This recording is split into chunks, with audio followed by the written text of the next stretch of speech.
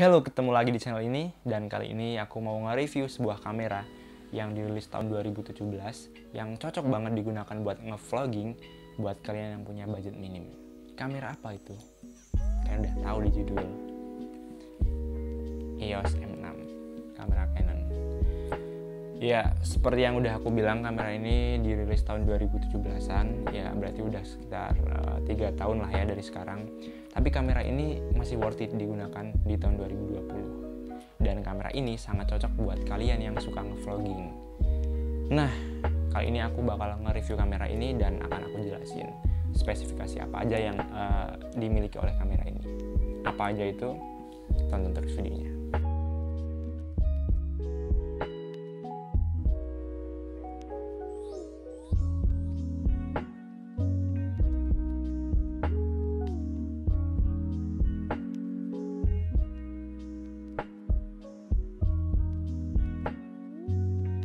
Nah, seperti biasa, apa yang bakal aku sampaikan kali ini sifatnya itu adalah berdasarkan pengalaman pribadi selama memakai kamera ini. Jadi buat teman-teman yang kira-kira punya pendapat lain atau punya pengalaman tersendiri dalam menggunakan kamera ini, bisa banget nih komentar di bawah ini, mari kita diskusi bareng.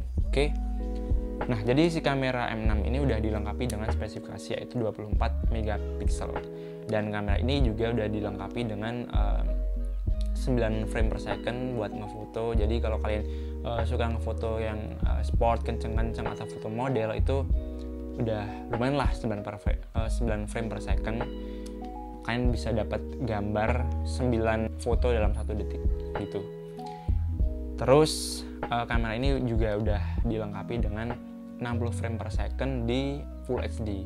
Kalau di generasi sebelum ini kan kayak M3 itu kan masih 30 frame per second di Full HD-nya. Nah, tapi kalau kamera ini itu udah bisa di 60 frame per second di Full HD. Ini bagus banget ya, karena buat kalian yang suka bikin video yang kayak video-video dibikin slow motion gitu, ini worth it banget sih. Dan hasilnya pun pasti lebih bagus. Oh iya, kamera ini udah dilengkapi dengan touchscreen, dan touchscreen-nya pun udah nyaman banget kayak kalian pakai HP. Nah, ini udah nyaman banget lah. Touchscreen-nya udah enak banget kan, nggak alot lah istilahnya. Tuh touchscreen-nya.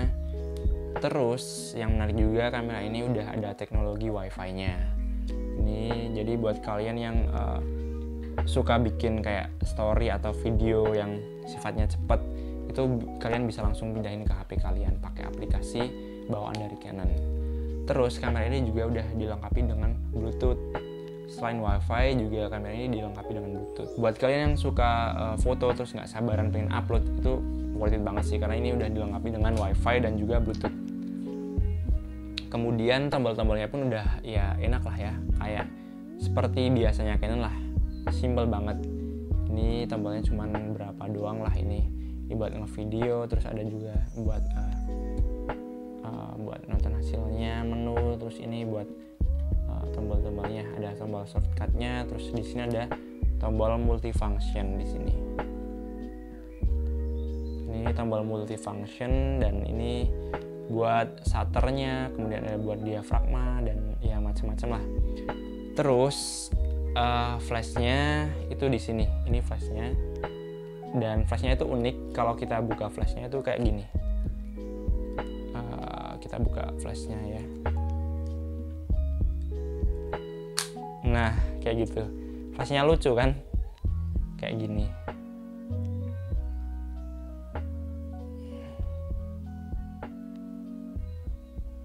Ini flashnya cukup unik ya.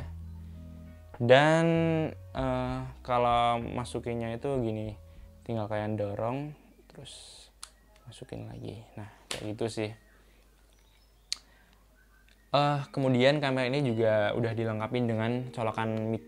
Ini buat kalian yang suka nge-vlog gitu, kan banyak kamera yang nggak disediain colokan mic gini, jadi suaranya itu pasti bising ya, kalian harus pakai zoom. Nah, kalau si Canon ini udah dilengkapin colokan mic, jadi kalian nggak perlu khawatir suara kalian itu bising gitu.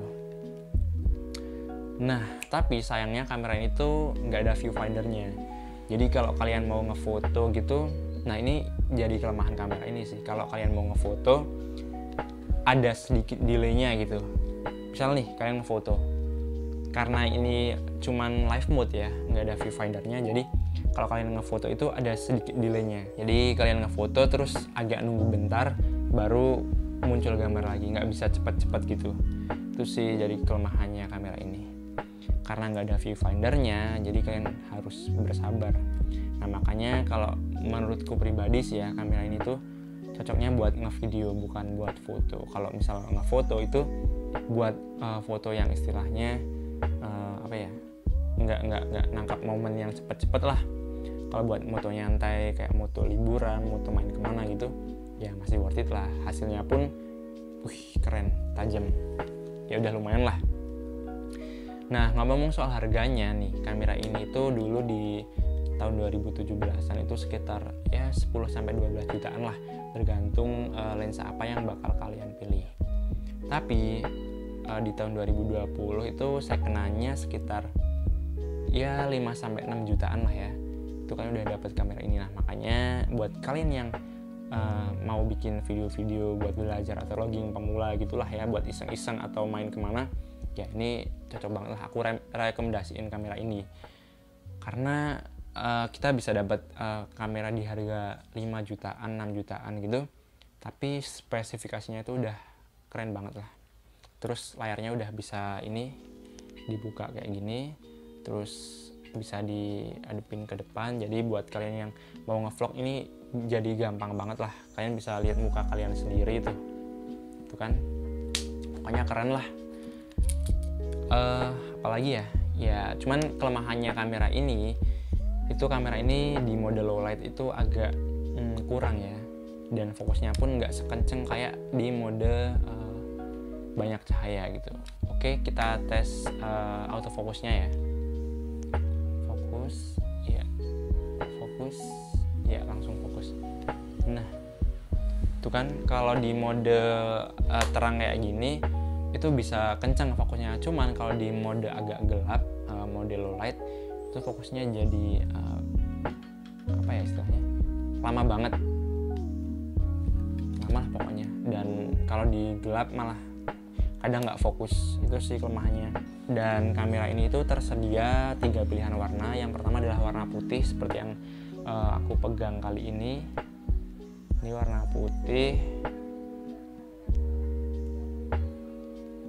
Terus yang kedua warna hitam seperti yang masih aku pakai buat ngevideo ini.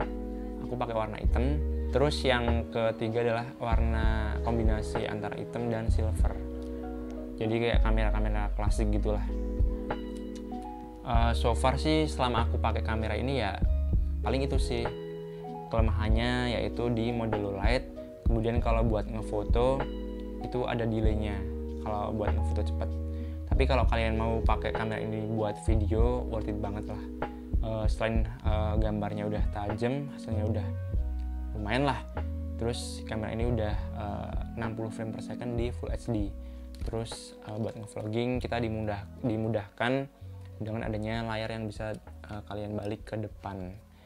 Terus kameranya ringan. Mungkin cukup segitu ya reviewku kali ini, dan mungkin aja ada yang kurang, atau buat teman-teman yang punya pengalaman lain atau punya pendapat lain tentang kamera ini, boleh banget kalian share di kolom komentar dan kita diskusi bareng-bareng. Oke, sekian reviewku kali ini dan ciao.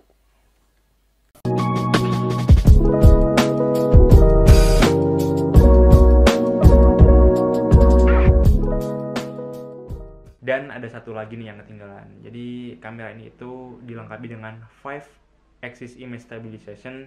Jadi kalau kalian gunain buat video pasti hasilnya lebih bagus lagi dan lebih halus lagi. Kayak gini nih. Itu kan hasilnya halus banget ya, nggak goyang-goyang.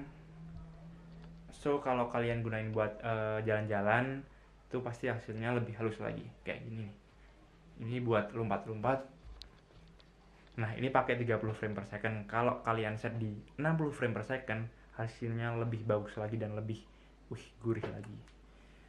So buat kalian yang lagi cari kamera buat ngevlogging dengan harga yang terjangkau sekitar 5-6 jutaan, kamera ini recommended banget. Oke, sampai di sini dulu, dan jangan lupa subscribe dan like video ini kalau bermanfaat, dan jangan lupa komen kalau kalian punya pendapat lain. Oke, thank you.